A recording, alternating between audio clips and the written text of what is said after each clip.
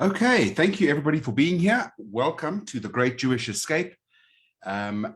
Please, you cannot unmute yourselves regrettably, but you are very welcome to type in the chat. Please do take a moment, type in the chat, tell us where you're from, and as we go along, do type your questions in the chat and we will get to a Q&A session at the end. So without any further ado, I would like to hand over to Michael Kransdorf, National Chairman of the JNF-SA. Michael, over to you. And please do unmute yourself, Michael. Thanks, David, and welcome everybody to this wonderful talk tonight about the Bricha Movement. It's a very unknown chapter in the history of the Jewish people, where 300,000 refugees were rescued from Europe after the war, Holocaust survivors, many of them, and brought to freedom in Israel. You know, at this time now, we see what's happening in Afghanistan and the chaos around refugees, and to think about the ability of the Zionist movement and the Jewish agency, which wasn't even a state yet, to be able to rescue 300,000 Jewish people out of Europe and bring them to safety is a remarkable achievement. And we're very, very proud as the JNF South Africa to be able to tell the story tonight. We've got some fantastic panelists. Thank you all for joining us. We've got people from Cape Town, we've got people from Port Elizabeth, we've got people from Tel Aviv, even people from Joburg, believe it or not. There's been a great response, so we're very excited. I'd like to begin by just telling you all a little bit about the JNF. We've been going for 120 years. We're an old organization, but we've recently been undergoing quite a lot of renewal and change. And we've put together a short video about what's been happening at the JNF. So David, if you don't mind, maybe we can start with that.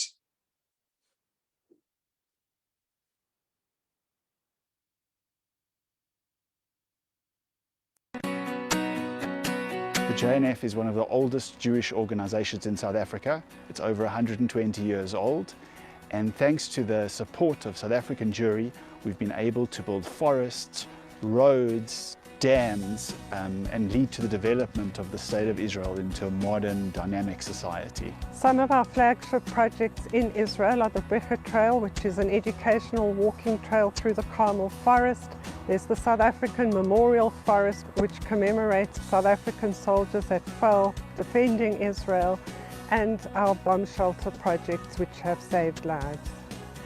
Historically, JNF has been associated with planting trees in the land of Israel, and we still continue to do that, but we're now doing so much more. We're bringing Israeli water and agricultural technology to South Africa to help improve the lives of people here and ensure water and food security. Our major flagship project here in South Africa is our project in Mamelodi. It's the Walter Sisulu Environmental Centre, as well as another environmental centre in Hammersdale in KwaZulu-Natal. These centres have such a big impact. They are empowering people to learn about the environment and actually are teaching people how to grow their own food and to be more environmentally conscious. When we go and visit the projects and we see the food gardens and elderly people working in the gardens and reaping the benefits of their hard work, it's wonderful to see the impact that the JNF has made on communities here and how perceptions of Israel are being changed.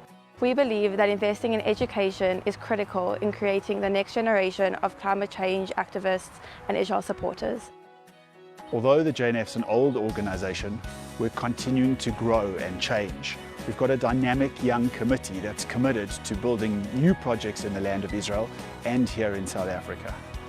The JNF has a new image, we have a new logo, and we've got a lot of exciting things coming your way. You can keep up with us by visiting our Facebook page, our Instagram page, and our website, and we would love to hear from you. We would love you to engage with us and to be part of the JNF South Africa. Please continue to buy gift certificates. You can purchase trees in Israel in memory of somebody, to celebrate a simcha. With the support of KKL in Israel and our donors here in South Africa, we can ensure that our projects in Israel and South Africa will continue for another 120 years, promoting the connection between the South African Jewish community and the land of Israel. Working together, we can ensure a better future for our children, for our planet, and for ourselves.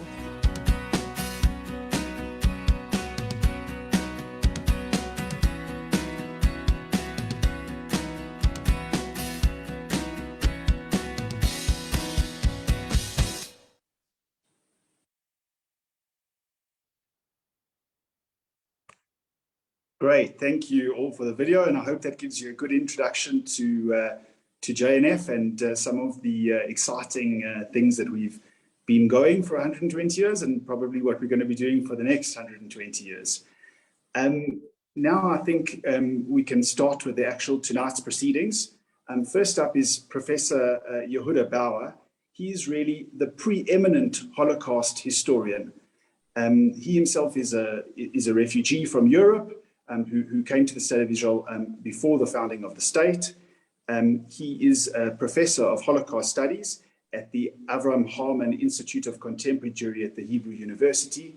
He's been awarded the Israel Prize for his contribution to the Jewish people. That's the equivalent of the Jewish Nobel Prize. It's quite an achievement. And he's been nominated as a member of the Israeli Academy of Science. He's also a consultant to Yad Vashem on research of the Holocaust, and has written a book, actually, on the Bricha movement. So without further ado, it's really a great honor to have you with us tonight, Professor, and I'll let you start to give us a bit of an overview of what actually the Bricha movement was and why it came about. Thank you very much. The Bricha was not started by the Jewish Agency. It was not started by the Palestinian Jewish community at the time. It was started by Holocaust survivors. It was started, in actual fact, with the liberation of Vilnius, by the Soviets in July 1944, when Abba Kovner, the commander of a Jewish partisan group, came to Vilna and tried to convince the Soviets to let the Jews leave. And he found out very quickly that that was a hopeless endeavor. And so he started the preparations for leaving. In actual fact, it was it started as a movement to rescue surviving partisans, and immediately after that, people who had survived in the Soviet Union during the war and who began to go back to liberated parts of Europe. And a second group started in Volhynia, today part of the Ukraine, in a place called by the Jews Rivne or Rovno, and by another partisan commander, Eliezer Lidovsky.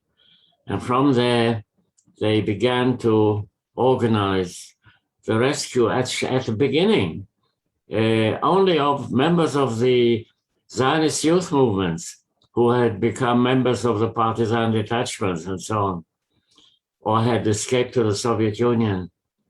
As Abba Kovner put it, we were faced with a hill of sand, and we took out one grain, and we didn't know that the whole hill would travel with us. And this is what happened. People began to join, and ways were sought to leave Soviet liberated or occupied areas. The war was still going on. This is the summer and the autumn of 1944, almost a year before the end of the war. And they found ways to escape from Soviet occupied or liberated Poland. They concentrated in Lublin first, which was the first temporary capital of liberated Poland. And they realized very quickly that there had to be an underground movement. The first group commander was Abba Kovner, who actually founded the Bricha. they managed to leave Eastern Poland of the time, helped by some Jewish Soviet officers. I could tell a lot of stories about how that was done. It was very fascinating. And they managed to get to Romania, where the representative of the Haganah from Palestine, Agami, was located. And they hoped through his mediation to reach Palestine, but that was a hopeless endeavor in 1944. And so slowly the numbers grew because Jews joined, liberated Jews or people who had survived camps or people who had survived in hiding, concentrated in Lublin. And when Abba Kovner left, other partisans, ex-partisans took over. I won't bother you with the names. They are unfortunately totally forgotten. The Israeli government has done absolutely nothing to commemorate a movement which finally ended by moving about over 250,000. In my book, I said it might be up to 300,000 Jews from Eastern Europe to after liberation, the liberated parts of Europe, to the American, mainly the American, but also the British and the French areas of occupation of Germany and Austria, trying to reach Italy and from Italy to go to Palestine. They were not, the core group, the people who founded and led were certainly Zionists. They wanted to reach Palestine. But the numbers grew, and the people who joined were not necessarily Zionists. They were people who wanted to leave Eastern Europe, communist-occupied Eastern Europe. But there was no other way but Palestine. There was no other exit. And Palestine was closed by the British. And so the Bricha had to operate against the British, against the Allies, if you will, in order to reach Palestine. It was only in September 1945, after the end of the war, that the first emissaries, shlichim, arrived in Europe from the Haganah in Palestine. Chief of them was a man by the name of Tzvi Netzer, who is typical of this whole thing, because he came as an emissary from the Jewish Yeshuv of Palestine, but in actual fact, he had reached Palestine in 1943 from Europe. And he had been in Palestine only for 2 years. But because he knew the languages and he knew very well what the situation was in Eastern Europe, he was sent. And so you have this combination of Holocaust survivors who still, until the end of 1945, ran Bricha. The interesting part about Bricha, which I think people should remember, was that it was an underground movement, an illegal movement, which had to bribe border officials in order to get Jews from Poland to Romania, from Romania to Yugoslavia, from Poland to Czechoslovakia, from Czechoslovakia to Austria and Germany, from Poland to Germany, and a large number of paths that were taken by Bricha. And what happened in the main was that the whole thing was financed largely inadvertently by the Jewish Distribution Committee, who paid for transport of refugees, official legal refugees, but the money was channeled to the Bricha and served to pay for the bribes and so on and so forth. Throughout the existence of Bricha, between 1944 and 1948, all money that was put into the hands of the Bricha people by the survivors, by the people who tried to flee, completely on trust, was returned to the last penny to the people who had trusted the Bricha people. There was one case of doubtful behavior of one very colorful ex-partisan called Peña del Yellow, Peña del Geller, who was suspected but it couldn't be proved that he had pocketed some of the money, and he was immediately kicked out of the Bricha, and he ended his days in France. He never reached Palestine or Israel. Just as an example, the whole thing was run on trust in the form of little notes that were passed from one person to another. It's hard to believe, but when you look at the details of it, you find that there was no actual commander of the Bricha. There were people who concentrated the work in different countries. The main place, of course, was Poland, and but it had to be coordinated for people to leave Poland to Czechoslovakia, to Germany, to Austria, and so on. And a Palestinian Jewish emissary from the Haganah, actually from the Mossad, who was sent not by the Haganah, but by his youth movement. He was a kibbutz member. Levi Argov was his name, completely forgotten.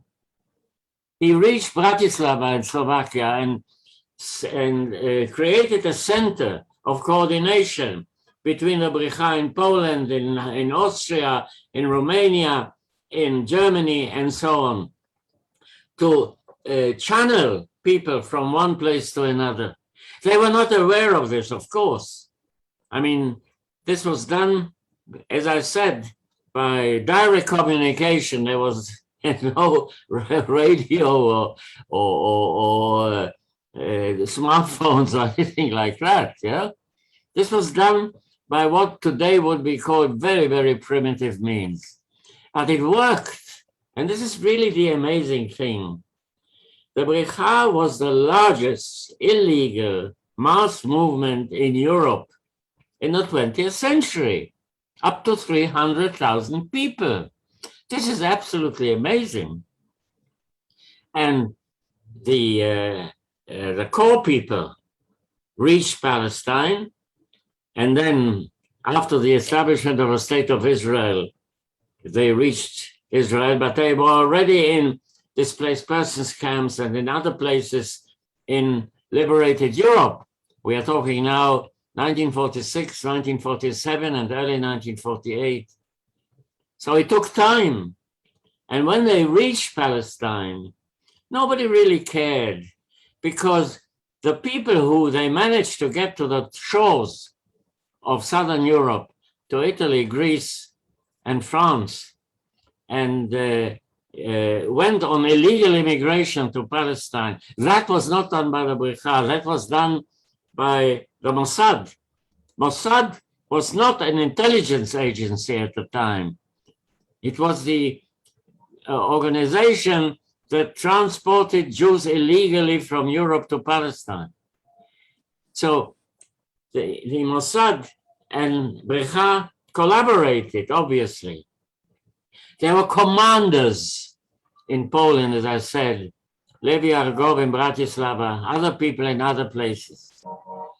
And the interesting thing is, if you want to look at it from a historical point of view, I wrote my book, published in 1974. That's a long time ago, you know. We're in 2012. And would you believe, not a single historian, Jewish historian or other historian, has written another account of the Bricha? Not one. Absolutely amazing to me. Amazing. And anything I did, and what could I do? I mean, I could, you know, I could yell, but I couldn't do much else. my colleagues. Thank you, Professor. Thank you very much. That's So I'll end with that, and I say this is a tremendous thing. It created a background to the establishment of the State of Israel. Without the Bricha, there wouldn't have been any State of Israel. Thank you, Professor. Thank you very much for the insight and what you've done to publish the movement. Our next speaker is Dr. Miri Nehari. She was born in Eretz Israel, in Kibbutz Alonim. Her father was actually the head of the Mossad, who Professor Bauer mentioned, Zvi Netzer, who was sent to Europe to help rescue the refugees.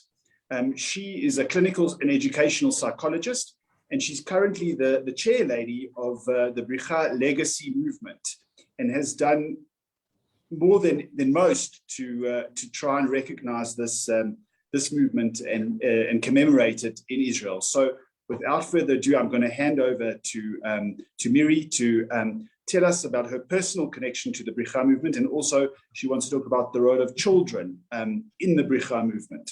So Miri, over to you. We look forward to your presentation. Thank you very much, Michael. My father was not head of the Mossad. He was one of the emissaries and probably head of the work in Poland. And thank you, Professor Bauer, for mentioning his name. I have your book, The Bricha, with your dedication to my father. Okay. I'm honored to be here tonight, and I thank you very much for the opportunity to have such an evening on the subject of the Bricha and the great Jewish escape, which, as Professor Bauer said, is much under, not known, not spoken, not researched. I take this opportunity to thank you, South African JNF, and the Karen Kayemet to Israel for the Shvila Bricha, which to my knowledge is the only monument, or not monument, but memorandum commemoration for the Bricha movement. We thought that the way to commemorate the Bricha movement when they walked the routes of Europe was to have a walking path, the walking route. So this is an opportunity to thank you all. I was going to talk a bit about my father, but Professor Bauer did that.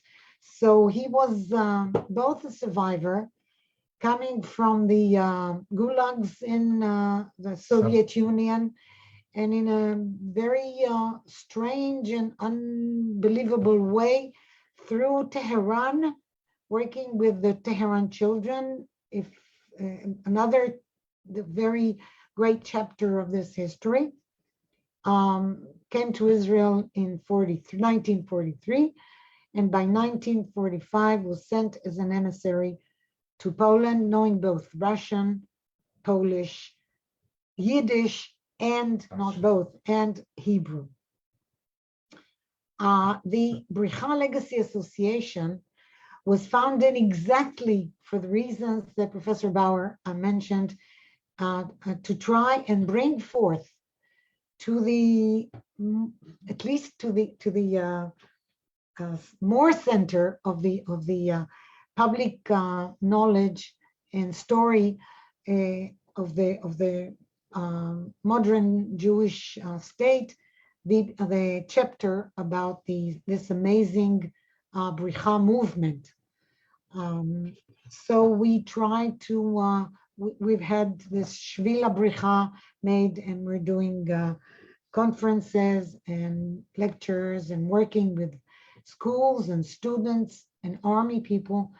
Whoever is willing to listen to us, we will be there. So this is why it's so important. This evening is so important in my view. I would like to talk now about a special chapter. Just a minute, I want to add that our association is on a voluntary basis, strictly on a voluntary basis, and we have not been able to secure any public governmental support. The reason we were given is that the Bricha did not happen on the soil of Israel, and therefore they cannot help this association.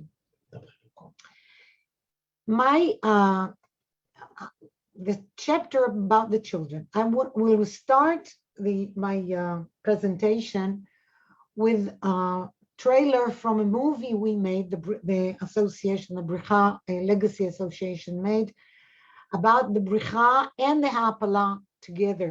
Bricha being the escape on land, and Hapala being the rest of the way on sea, from Europe to Israel.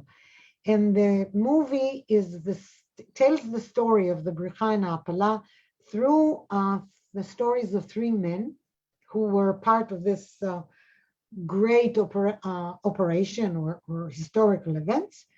One of them is my father, the Bricha in Poland, and the other two are two of my uncles. One was a Mapilim ship commander. For example, he brought the Chana Senesh, which was a very well-known ship that wrecked near the shore of Nehari, the shores of Israel. And the other one was Gidoni, which was the communication way of the Bricha and the Hapala, mainly the Hapala. So it will give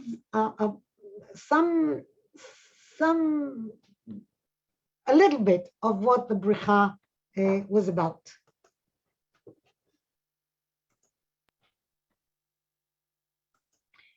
The letter... אחד הגדולים בחיי. חייצ'לה היקרה, השבוע האחרון הוא אחד הגדולים בחיי.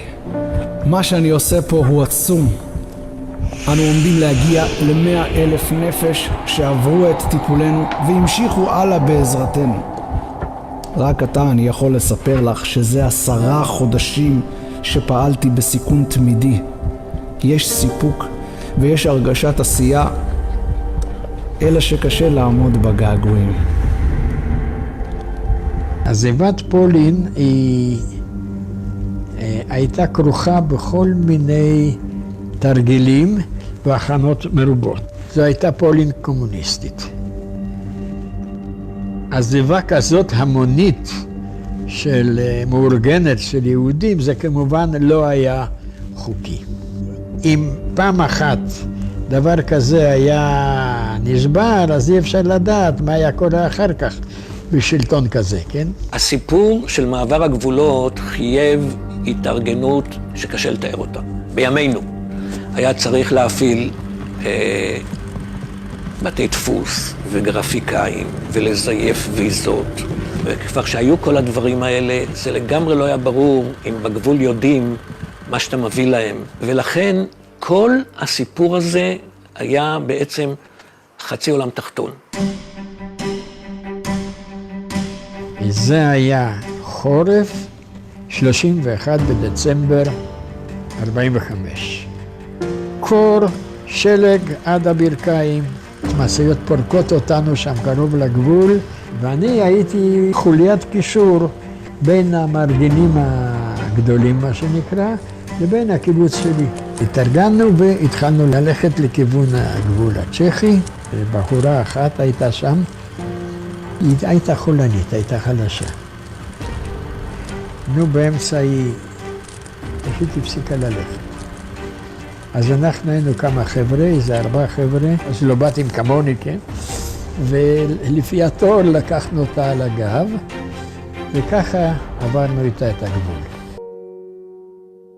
בגבול צ'כיה, לא שהיה לנו איזה מסמכים, אבל היה מין מסמך כללי כזה של הקבוצה, כל זיוף כמובן זה, אבל זה בשביל להראות בשעת הצורך.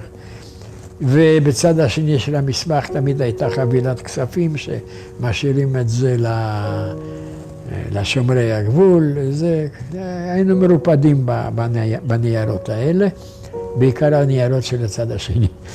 הגענו לגבול, אז היינו כולנו יוונים שחזרנו למולדתנו. טוב, מי יודע יוונית? איש. אבל עברית, כל אחד יודע, אם לא עברית, אז חלקים מברוך אתה, כן? אז אמרו, חבר'ה, דברו עברית. דברו עברית, מי שלא יודע עברית, שיגיד ברוך אתה, אשר נשיענה לאדוני אלוהינו, כן? וזו שפה כזאת מוזרה, שאפשר יהיה לשכנע כל גוי פולני שזה יוונית. עברו עליי כאן ימים נוראים. אסון רודף אסון, ואנו חסרי אונים. לפני 3 ימים קרה אסון קיילצה. קשה לתאר איך זה השפיע עלינו כאן. כולם, גם יהודים אדישים בעבר, מזועזעים. דם יהודים נשפך על ידי פורעים. היו גם אירועים שגרמו הייתי אומר, להגברת הבריחה. הדוגמה הכי מפורסמת זה הפוגרום שהיה בעיירה בשם קלצה, בפולין, ב-1946, שעשו אותו פולנים אחרי המלחמה, בניצולי שואה, והבהיר שליהודים אין מה לעשות פה. והם הסיקו את המסקנות, ועשרות אלפים אחרי הפוגרום בקלצה עוברים בעיקר לכיוון צ'כוסלובקיה, משם לאוסטריה, לגרמניה, ובעצם מחכים לתורה מתי להפליג לארץ. רשת ההעפלה, רשת הקשר של ההעפלה נקראה רשת גדעון, והאלחוטנים שהפעילו את הרשת הזאת נקראו גדעונים. גילו שמישהו בדרך תפס שאני יודע עברית. אז היהודים המשיכו למרסיי והמשיכו, עלו ארצה, ואני, היודע העברית המסכן, השאירו אותי שמה. עבר כמה זמן ונודע לנו שאנחנו הולכים ללמוד אלחוט ים. בקורס הזה היו פחות או יותר שורדי השואה, ביניהם חבר טוב שלי יעקב נצר, ינקלה מלניצר. מוסד לעלייה ארגן את המקום במרסיי עם הציוד, הלוא זה היה חדר כזה גדול, אם עמדו שם 20 עמדות נפרדות, כל אחת עם המפתח מורס ועם... אוי, שאני נזכר את הפרוצדורות האלחוטאיות של אותו זמן, היום אתה לוקח את הטלפון, עושה תתייתיה, מדבר עם גרינלנד, כן? מה שהם צריכים ללמוד, אל תשאל.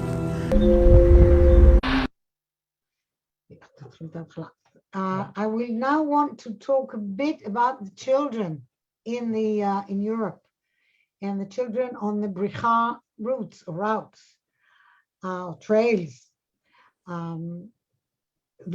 It was early recognized in the work of the Bricha that the children are an immediate dramatic problem that has to be addressed quickly. And all the different youth movements and parties agreed to work in coordination to help children.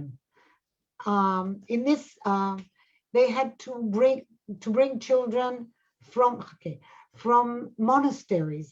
And how do you know where a child is? There were no records. Sometimes the child was given by his parents to a Christian family, and then the family gave him to a monastery, and then maybe the monastery gave him to another family. So each child is a story that a movie can be made about, each finding of the child in the monasteries or in the streets or in hiding places. What I will do now is go through like an album, a photograph album, and show you a bit about the story of those children. The children here in this monastery are from monastery called Saracensky, I think, in Poland. Great, thank you, Miri. That's been so So interesting. Thank you very much. Okay, this is just the two pictures of an emissary. That's my father with a child in Poland, and a Jewish brigade soldier working as a kindergarten teacher with children in Italy. Thank you very much for this opportunity and this really lovely evening. Thank you very much, Miri. That's very moving. Actually, a friend of mine, the late Maud Perlov, his sister was hidden during the war in a monastery and was rescued by him and the Bricha movement as well and taken to Israel. So it's actually very meaningful what you're saying. Thank you for that and all the work you do to commemorate the movement. We're now going to move on to the next segment, which is a bit about the trail that we've actually, JNF South Africa, together with Miri's organization and, of course, our partners, KKL in Israel, have built to commemorate this movement. So we're going to just play you a short video that comes from Simcha from SABC TV, just giving you an overview of the trail. It was the brainchild of our former chair lady, Ala Britta-Feldman, who's now our president. Her husband was actually also part of the Bricha movement, one of the refugees taken to Israel through the movement. And so it has a deep personal connection. And without further ado, David, won't you please play the video on the actual trail?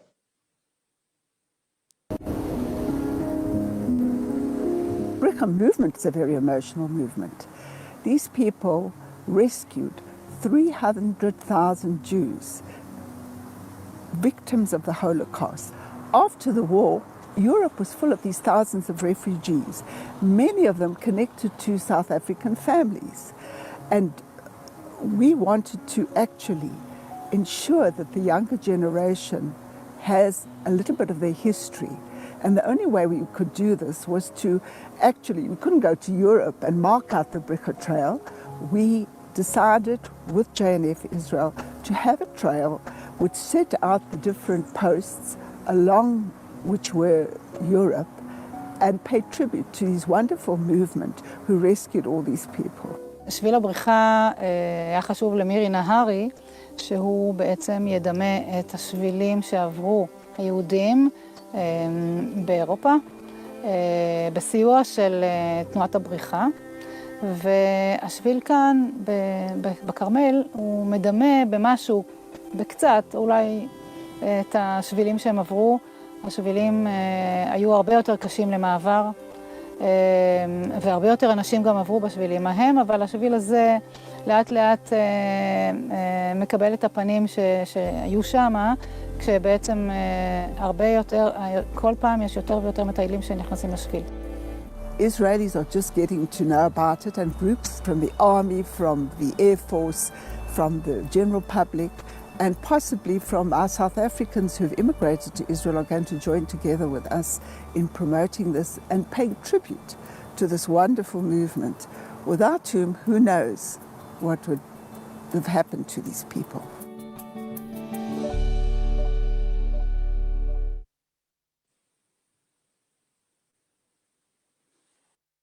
Great, thank you. A big shkayach to Ala for championing this project. I think it's one of the most important projects that South African Jewry has embarked on in the last 10 years for sure. So it's really great. Now, our next speaker is from our partners in Israel, KKL. We've got Dr. Omri Bonneh. Probably, it's not well known, but JNF, without the support of KKL, we really wouldn't be what we are. It's a big thank you to them. They've been a major support to South African Jewry over the last few years. And they've helped so much to organize these webinars and tours of the North. And we look forward to a long and good association with KKL. So representing KKL tonight, we've got Dr. Omri Bonneh. He's got a PhD in forestry. He's also from the Hebrew University of Jerusalem. He's also got a master's from public administration from the Kennedy School of Government. And he worked for 39 years for KKL in Israel. That's a serious career. He was the director of KKL's northern region. and also the chief scientist, and he represents KKL on many international institutions. And he's going to tell us a little bit about the KKL trail, that JNF South Africa KKL trail, Bricha trail, that we've built in the north in the Carmel forest. So over to you, Omri. Thanks for joining us. Thank you, Michael. I want to thank you, Isla Feldman, and all our colleagues from JNF South Africa for your support and for being part of this webinar. I see that there are close to 400 participants. I think it is wonderful. I want also to congratulate my colleagues in the panel, Yehuda, Bauer, and Miri, Nehari. And I think it is time to tell you a little bit about the forest, where all this commemoration of the great Jewish escape take place, as in my eyes, as an open-air museum and a major educational tool for telling this wonderful story of the great Jewish escape. The Carmel Beach Forest was planted soon after the establishment of the State of Israel in the 1950s and the 1960s by settlers that came to Israel as Olim Chadashim and established the Moshavim and the Kibbutzim in the Carmel Beach area. And the forest became a major source of attraction for visitors and different audiences because of its beauty, the wonderful views that can be seen from the forest, its proximity to the wonderful beaches of the Mediterranean Sea, and the central location of the forest between two major cities, Haifa and Tel Aviv. So I think there is a great potential that many of the visitors coming to the forest will be exposed now to the important and interesting story of the great Jewish escape. And there are two youth camps in the forest and many bike trails and that attract many bikers all year round. The Israeli trail also pass through this forest, and there is now a new initiative by KKL and the Chof Carmel Regional Council to develop a youth center and an open-air museum telling about forest, all in the same area that is very close to the Great Escape the Great Jewish Great Escape Trail. And only recently, the statutory plan of the forest was approved, and we now expect that many other developments for the benefit of the visitors and the different audiences, especially school children and youth, will be able to walk along this trail and learn about this unique story that is attached to the commemoration of many of the survivors from the Holocaust in Europe. So I really hope that this initiative will be more and more visited. And this is time to say thank you to all those that took part in this initiative, and very good workers of KKL that took part in constructing and developing this wonderful trail. Well, thank you all. Thank you, Omri. Thank you so much. And now, last but not least, we've got Professor Avinoam Patt, who is a professor of Jewish studies at the University of Connecticut. He was also a researcher at the United States Holocaust Memorial Museum, and has written extensively on the history of Zionism post the Holocaust. He's the author of Finding Home and Homeland, Jewish Youth and Zionism in the Aftermath of the Holocaust. And also, we are here, new approaches to the study of Jewish displaced persons in post-war Germany. So over to you, Professor, if you can give us a bit of an overview of how the Zionist movement came out of the war, and how these refugees embraced Zionism as part of the story. Thank you.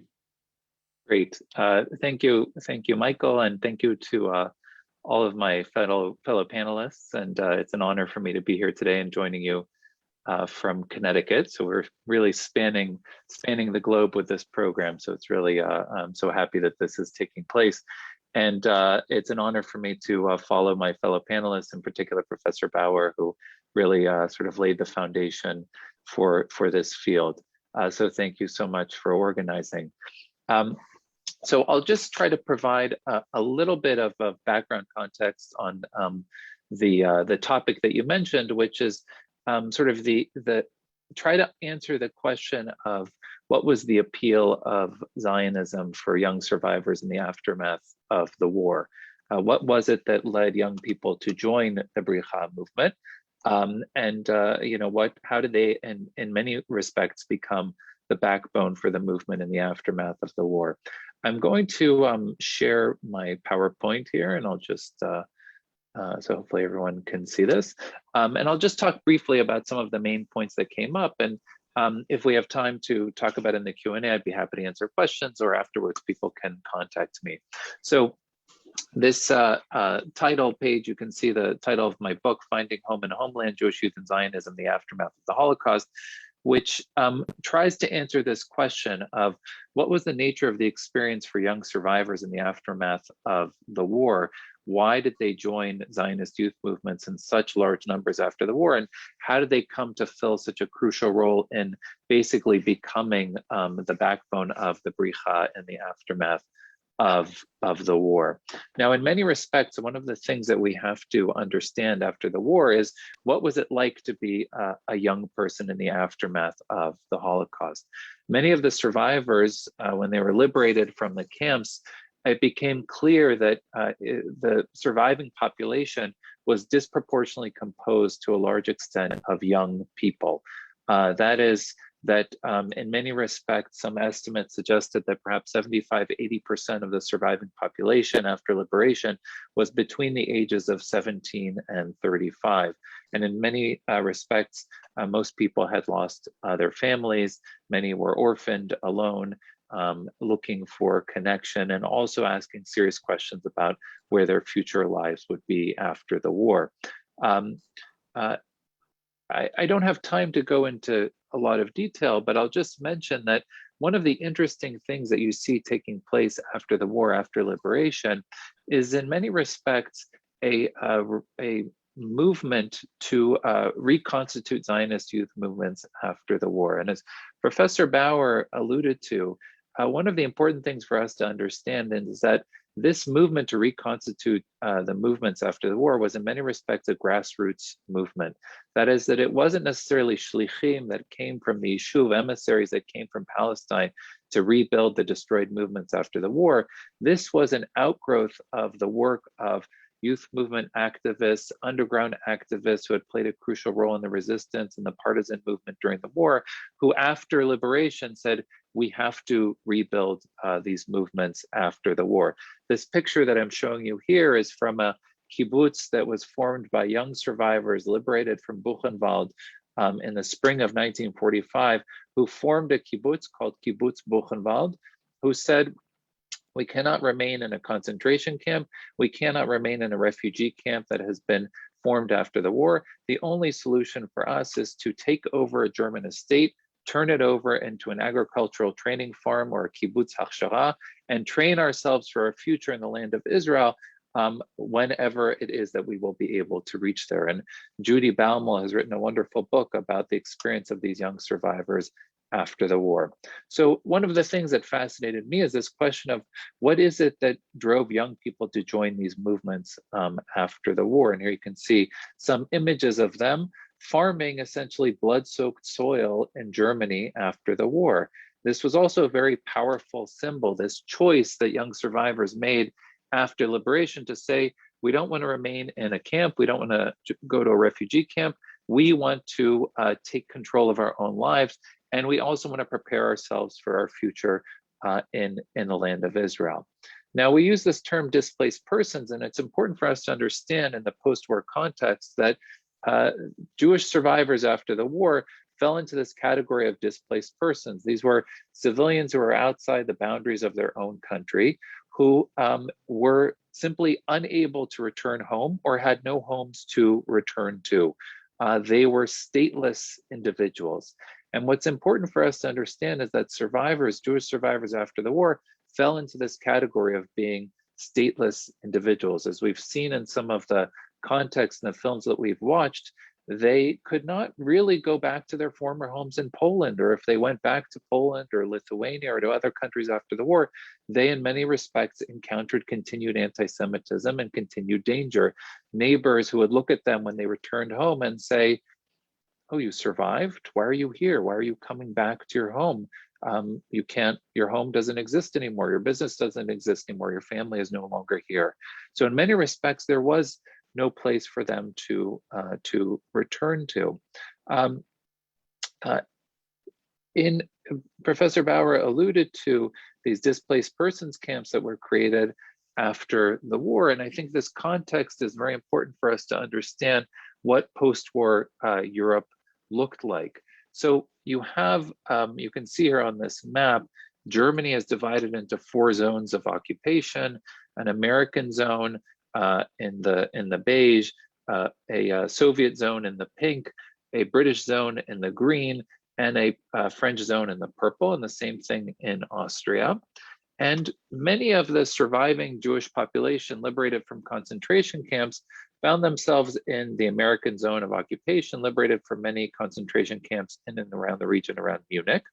But in the initial period after the war, there were no separate camps that were created for Jewish survivors. Jews were categorized according to their country of origin, so Polish or Lithuanian, etc. And in many respects, they had to fight for this recognition to be recognized separately as Jewish survivors and to have their sort of Jewish national identity recognized, to have separate Jewish displaced persons camps created. And the Bricha in many ways played an important role in helping to increase the size of the population of the survivors who were in Germany after the war, and bringing to life these what were created as Jewish displaced persons camps after the war. I'm going quickly, but I do want to mention that one of the important things that happens after these Jewish displaced persons camps are created, and separate Jewish DP camps are created for survivors in the American zone of occupation in Germany, is that emissaries from the Yishuv, as Professor Bauer alluded to, do come to see what is happening in the newly liberated territories in Europe. And in many respects, they are pleasantly surprised by what they see as the Zionist enthusiasm of the surviving population. The fact that many of the young survivors are gravitating to Zionist frameworks, to these kibbutzim that are being formed into kibbutz groups, or joining Zionist youth movements. And many have come to the conclusion that if there is no future for them in Europe, no homes for them to return to, if the paths of immigration to the United States and to other countries are blocked, the only alternative for them is to embrace the Jewish future in the land of Israel. And when Ben-Gurion comes, he sees a population that is ardently Zionist, that very much has embraced Zionism after liberation as a conclusion, both to what has happened to them during the war and also to the post-war reality that confronts them. He goes and he meets with American Army commanders who are commanding the zone of occupation. Here in this picture, you can actually see an American Jewish chaplain by the name of Rabbi Abraham Klausner, who also plays an important role in facilitating the growth of a Zionist framework in the American zone of occupation. And he is greeted as he walks through the DP camps as sort of a visiting king almost, right? Throngs crowd him. And there is this hope that a path will be facilitated that will lead them out of Europe. And this is where we begin to see a plan that comes together, both from the grassroots organization of Bricha activists who have liberated the territory of Eastern Europe, as Professor Bauer alluded to, who are beginning to organize groups, and the Zionist movement, who sees that this large influx of survivors from Eastern Europe can play an important role in advancing the political needs of the movement. They also realize that the American authorities who are overseeing the American zone of occupation are going to allow large numbers of Jews to infiltrate, essentially, from Eastern Europe into the American zone of occupation and come into the Jewish DP camps. And as you can see here in this picture, that the Joint Distribution Committee, as Professor Bauer alluded to, will be there to help sort of provide for their needs and feed them in the DP camps. And in many ways, unwillingly also help transport them across Europe. So all of these factors come together to help facilitate the successful functioning of the Bricha. Now, I'll mention, as Professor Bauer alluded to, in many cases, you have surviving members of the partisan movement who helped to organize the Bricha. You also have members of the Jewish underground and the resistance movements in Europe after the war, who realize that they can't leave behind these large numbers of surviving Jews who are both liberated from the forests, some who come out of the partisans, some are coming from Eastern Europe, and that they have to organize them. And so you can see here Antek Yitzchak Zuckerman, who was one of the leaders of the Jewish Fighting Organization in the Warsaw Ghetto, and plays a crucial role in organizing the surviving Jewish population after the war, who says we can't leave these people behind. We can't simply move on to the land of Israel. We have to organize them. And not only do we have to organize them, this will help rebuild the Zionist youth movements that have been destroyed during the war. And so Zuckerman and Lebetkin and others play a crucial role in bringing surviving, largely young people to join the Zionist movements after the war. And the way that they do this, the way that they're able to recruit young survivors, is by forming kibbutz groups in many cases, young families of young survivors, in many cases 16, 17, 18, 19, 20 years old. This is a lot of the surviving population who are orphaned and who are drawn to these kibbutzim, this framework of a living situation where they can live together, in many cases organized by youth movement. The kibbutzim of the Zionist youth movements, if, by this estimate, if you have 111,000 who leave with the Bricha from Poland, this estimate suggests that more than a third of them are organized just as kibbutz groups of Zionist youth movements. I know that the time is limited, so I'll just point out that one of the things that's fascinating about this, you can see on this map,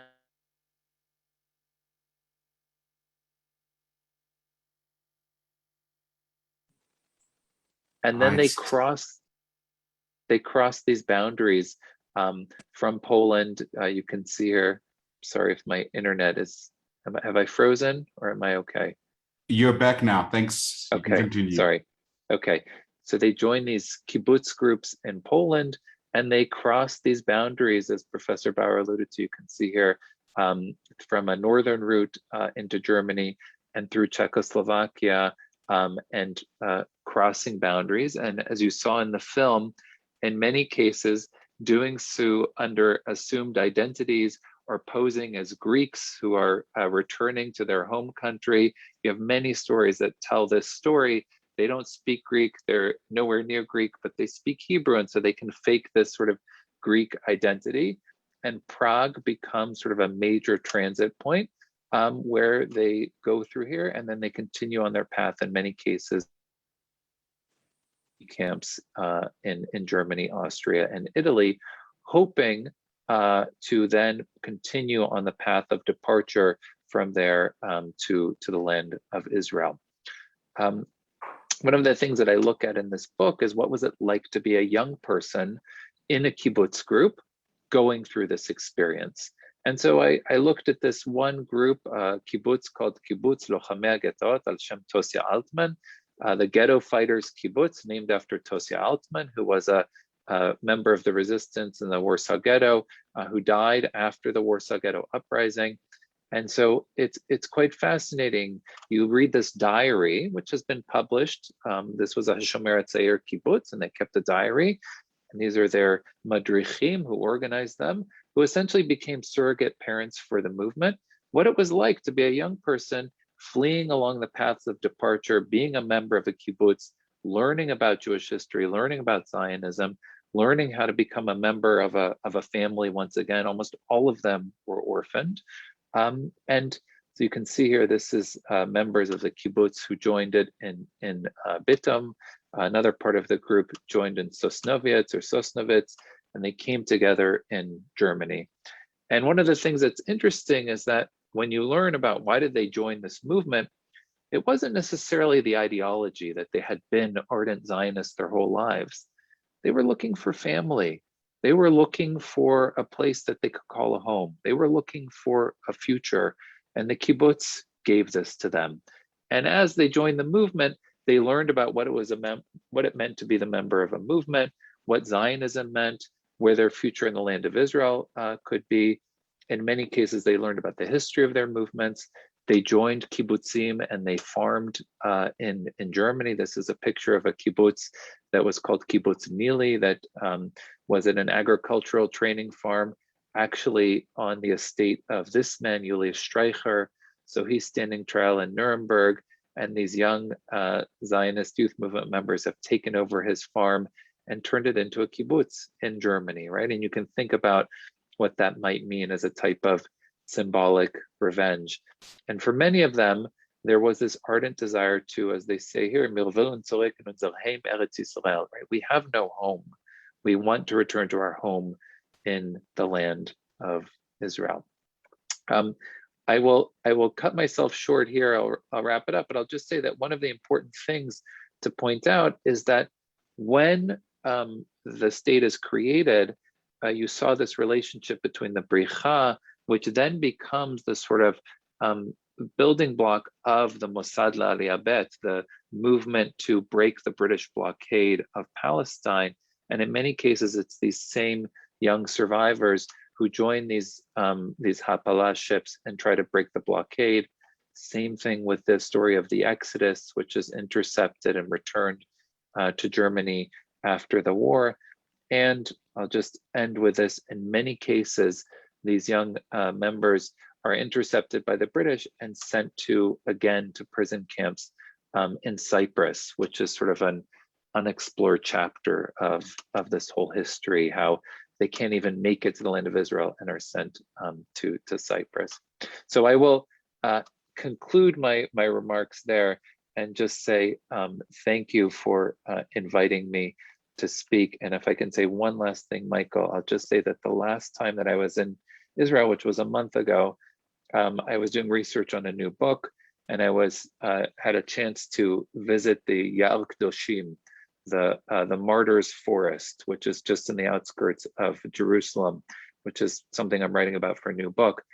And I think it's important to mention that this was just part of a massive wildfire which took place on the outskirts of Jerusalem. So I think it's so important that you're doing this work to support the work of the Jewish National Fund and to hopefully rebuild these forests that have just recently been destroyed. So thank you. Thank you very much, Professor. It was really very interesting and very moving talk.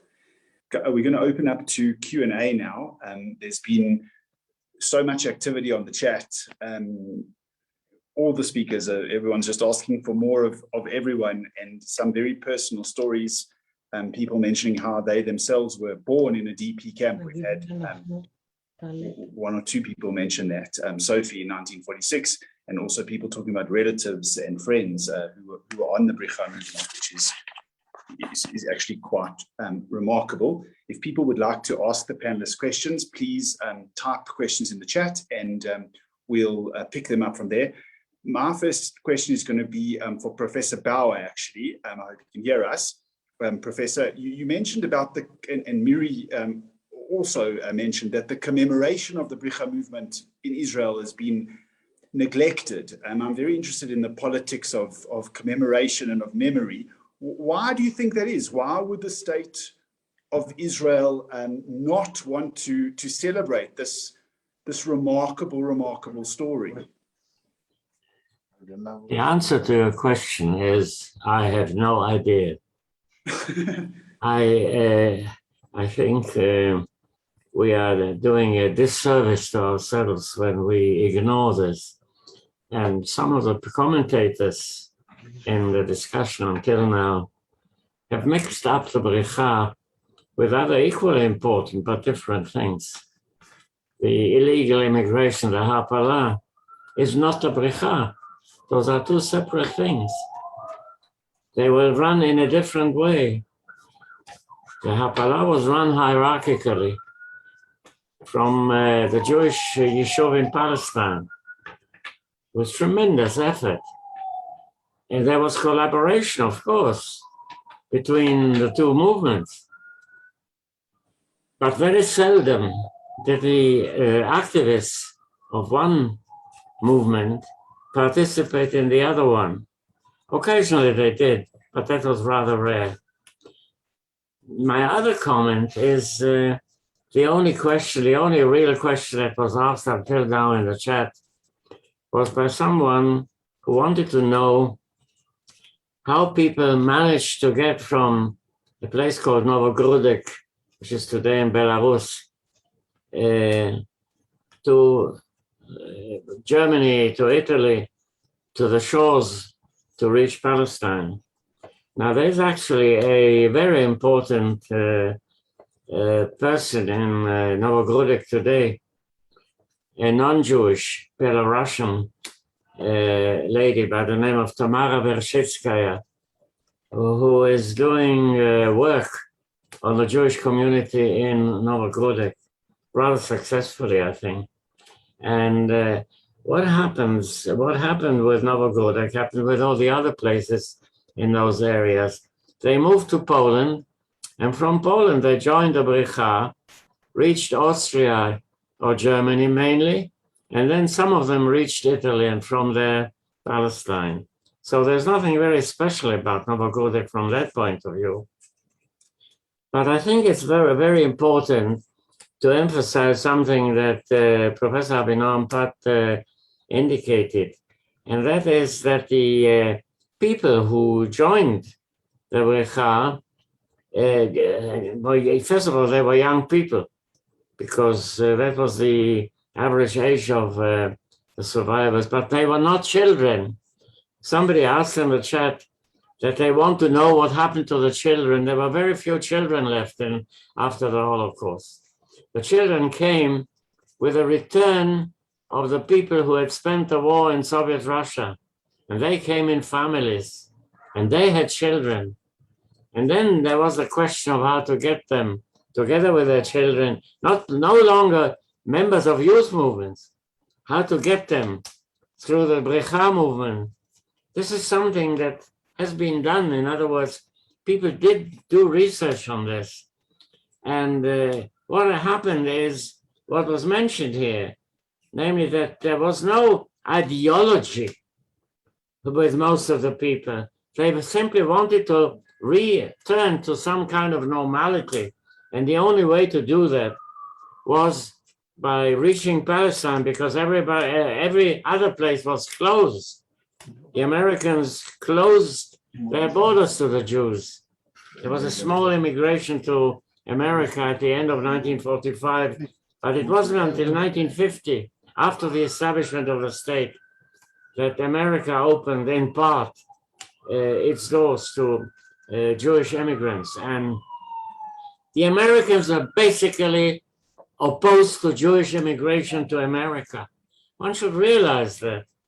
They supported, many of them supported the Zionist movement because the Zionist movement would transfer the Jews not to America, where they didn't want them, but to Palestine, where they would do their own business, their own thing, and none of the business of the Americans anymore. This complicated situation I try to present in a number of books I wrote. Consult the bibliography if you want to. Thank you very much. That's very interesting. And I don't know if the other panelists have any comments on this issue of commemoration, of why the story hasn't been told.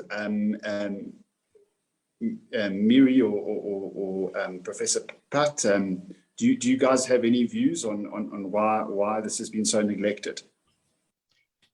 I have some ideas, but they do not explain they do not really explain the question or given a good answer to your question. One of them is that the Bricha did not reach the shores of Israel.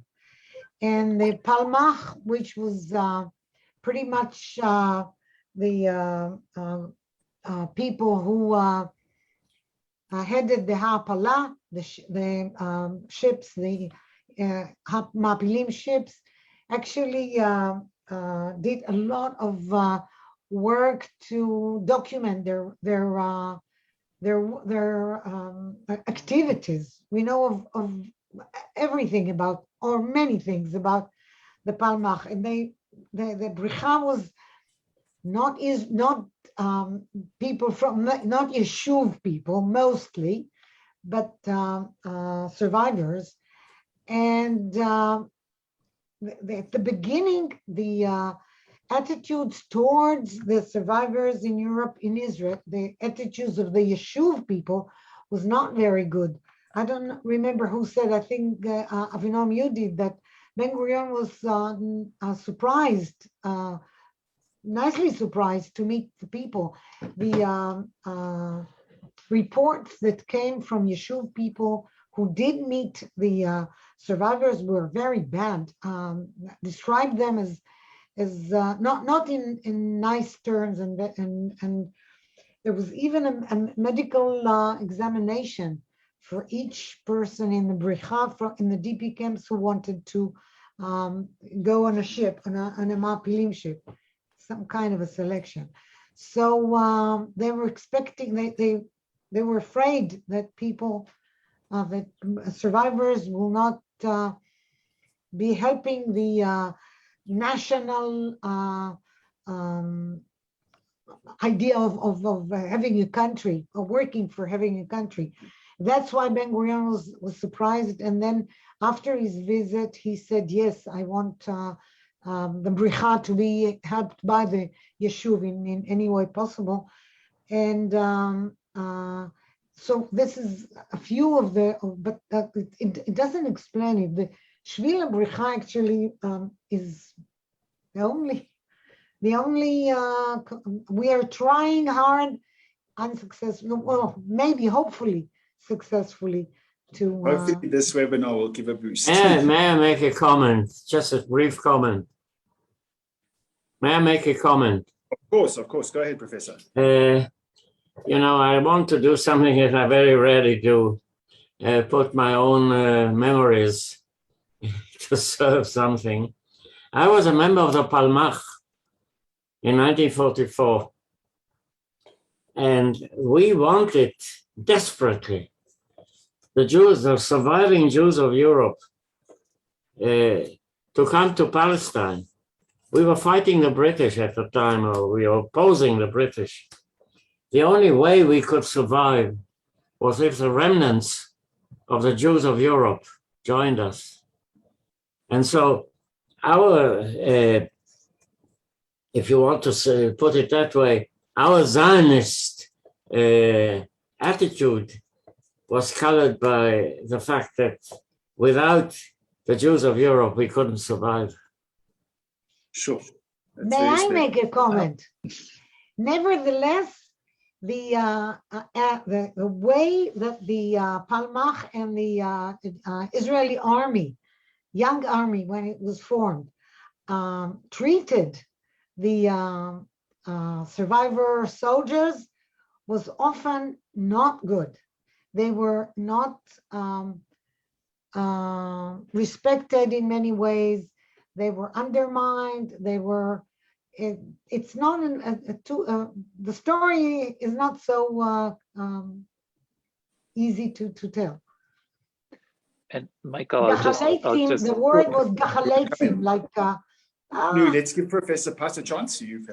Yeah, I'll just add something to that, which is that you know, it's the question of why has the Bricha not been sufficiently commemorated until now. I mean, there is a deeper ambivalence here at play in terms of the relationship between the Shoah and the creation of the state. And one of the things that Professor Bauer alluded to that I think is critical is that you know, we have to pay attention to the fact that in 1945 it seemed, if anything, less likely that the state was going to come into existence, right? All of the obstacles that existed before the war were still in play. The British blockade was still in play. European Jewry had been completely destroyed. So it seemed very unlikely. And the fact that you have this grassroots, really grassroots organization that's organized by survivors, that pulls together the surviving population, says we have to organize a mass escape movement out of Europe, is remarkable. And it plays a critical role in sort of bringing, as we've talked about, bringing the refugee crisis of the surviving Jewish population to such a point that the international community says we have to do something about this. And as Yehuda alluded to, the Americans have no interest in opening their gates. They're very happy to bring as many Jewish refugees as possible into the American zone, but to increase the pressure on the British to solve the Jewish refugee problem in Palestine, but not in the United States. So this post-war period is really critical then in the decisions that lead to the creation of the state. But because it's not necessarily a Yishuv organized operation, it's not necessarily the Jewish agency or shlichim that are organizing it, I think this does play an important role in the ambivalence then to this history of what's organized by survivors in Europe, as Miri is alluding to, this sort of disconnect between the experience of survivors when they first arrive and things that are organized by the movements and the political powers that be in the Yishuv and then when the state is created. And this might explain why it's taken so long for what is really a survivor generated effort to be recognized in Israel. Great, thank you very much for that. I wonder if maybe the next question was more along the lines of lessons for today for other refugee crises. We've got the situation in Syria was a big issue a few years ago, and now Afghanistan, I'm sure, is going to be massive with regard to the refugee crisis created from there. Do you have a sense of what made this such a successful movement of refugees? If you think about it, they integrated into the state of Israel by and large. They contributed to building the society. They built lives. Often you don't see that. How to deal with refugees is quite a challenge in Europe today. What went right here that we could do lessons for the world today? I don't know. Do you want to start, Professor? Do you have any ideas? I can start with a few thoughts. Great, thanks. I don't know if you wanted me to start. So just a couple of thoughts in terms of application to the current moment. One thing that's interesting to point out in terms of reactions to refugees and reactions to refugee crisis. So from the perspective of like American responses to the Holocaust, I think one thing that's that we should note is that even though in the United States there was a great deal of knowledge about what had happened in Europe, right? The idea that people didn't know has been disproven. And even though there was a realization that there was a refugee crisis, before the war, during the war, and after the war. American perspectives after the war did not change on whether the United States should let in refugees, right? So I think this is very telling in the sense of we can look at our present moment, right? That political calculations are often made by leaders that, you know, people don't necessarily want to bring in large populations of refugees, which we can look at in terms of responses to Syria, responses to Afghanistan, and the political calculations that are made about whether people want to take in refugees or not. In terms of, you know, the survivors, as Miri started to allude to, right? It's not so easy in the 1940s and 1950s in terms of the integration of survivors into Israeli society. But we also have to remember that you have two huge refugee populations that are coming into Israel after the creation of the state. You have Jews who are coming, survivors who are coming from Europe, and then you have Jews who are coming from North Africa and the Middle East. And so you have this sort of massive influx. And the 1950s, I think many will agree, is a very difficult situation in terms of absorbing large numbers of refugees, which takes a long time. And it's not a simple story, you know, as people sort of have to live in transit camps for many years to be absorbed into the countries. I don't want to gloss over sort of how difficult that period of time is, but you have sort of ways in which people are integrated through the military, through the educational system, through other ways, but it takes quite a bit of time. I don't know what my fellow panelists feel on this topic. Anyone else have, yeah, Professor Bauer, maybe you have some views on lessons from the Bricha for today's refugee crisis? I mean, it was quite clear, as I said, that the Jewish Yishuv in Palestine was eagerly waiting for the Jews in Europe to come, the remnants. The state of Israel was not created by the Holocaust. It was almost the opposite. In other words, that the Holocaust almost destroyed the hope of establishing a Jewish independent body in Palestine, because the large number of Jews who might have made immigration to Palestine one way or the other were killed during the Holocaust. So the Holocaust did not create the state of Israel, but the remnants from the Holocaust, the survivors, and especially, of course, those 176,000 Jews who had survived in the Soviet Union and then streamed back into Poland, and from there, most of them landed in Germany, Austria, and Italy.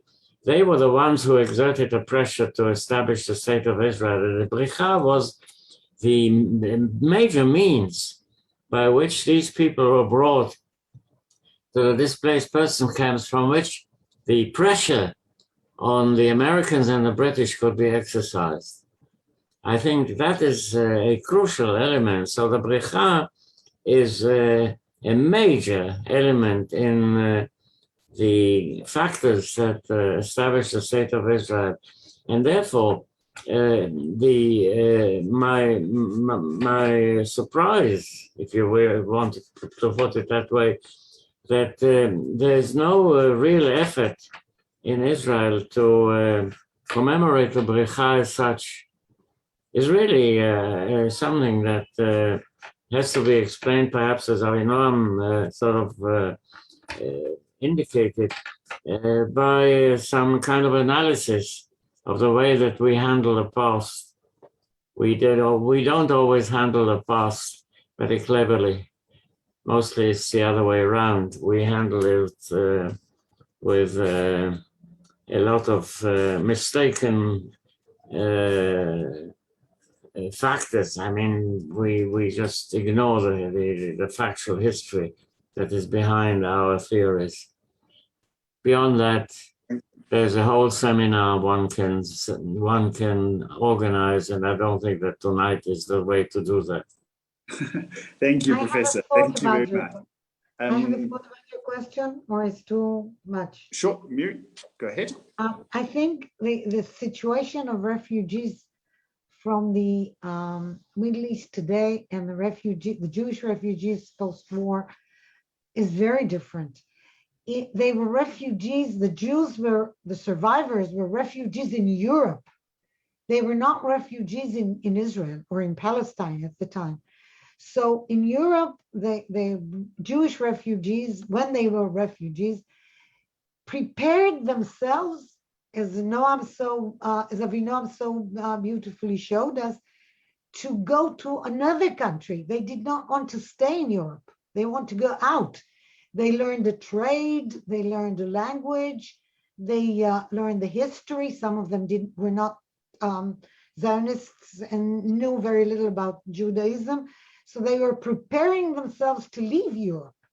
When they came to Israel, they were no longer refugees, and they did their utmost, incredibly so, I think unprecedentedly so, to help build and fight for and shape the country they were in, their new country. They were actually doing their best to contribute to this country, to Israel, where they were no longer refugees, but actually, so not many know that half of the army force in the independence war, at least half, maybe more, were refugees. So they really were former refugees, were survivors. They were no more refugees. Brilliant, thank you. Thank you for that insight, Miri. Are there any last comments that anyone wants to ask questions, or any last comments people want to make? I saw there was one specific question in the chat about whether this was covered in the book, in Herman Wouk's book of War and Remembrance. I don't know if the professors would know whether the Bricha was covered in Herman Wouk's book of War and Remembrance. That was just one question that one of the panelists asked. I don't know if there's someone's asked, will the recording be available? Yes, the recording will be available. We're live streaming on Facebook, and we'll post it to YouTube and share it with all of the people that registered tonight, so you can watch it again and share it with your friends and family. If there aren't any more... Michael, I just want to say that I'm Orna and I run the South African desk in Kakal. I just want to thank everybody for this fantastic webinar this evening. I think this project is one of the greatest projects that we actually have for the South Africa JNF. And I invite you all to come and visit it live when the situation permits that. Any questions or visits that you want to organize, feel free to contact the office in South Africa and they will direct you to me. Can I add one more thing concerning the Israel, in a way, does recognize the Bricha, and maybe people would like to know it. There is a medal that's called Itur Aleh, that the Ministry of Defense can give to Bricha activists or their offsprings. And it is mentioned that Bricha activist people are fighters for the country before it was formed, and they can get this medal from the Ministry of Defense. Great, thank you, thank you. Someone asked how long is the Bricha Trail? I think, as far as I know, it's 3K, so it's not that intense. I think most of us could handle it. As we saw in the video, the speaker said it's not nearly what the guys went through in Europe, walking over the Alps and walking thousands and thousands of miles to get to Genoa and finally to Israel. So we sort of come to the end tonight. It's been a fascinating talk. I really want to thank absolutely everybody, of course, the panelists for giving their time. All of them have contributed so much to the discussion. And of course, to the staff at the JNF that actually put this all together, to Megan, to Bev. People don't realize the amount of work that goes into these things. A big thank you to them. To our partners, the South African Zionist Federation, Lisa, who helps with all the marketing and the promotion materials. She always does such a great job of getting us amazing publicity. And then, of course, to KKL, to Orna for helping us secure speakers and all the support. We've got lots of exciting projects coming up. Our next webinar, hopefully after the Chagim, is actually going to be a tour of the North. Orna has put it together for us with KKL. We're going to do a tour, a virtual tour of the North, where you'll see the Bricha Trail and some other of the exciting projects that KKL has in the North.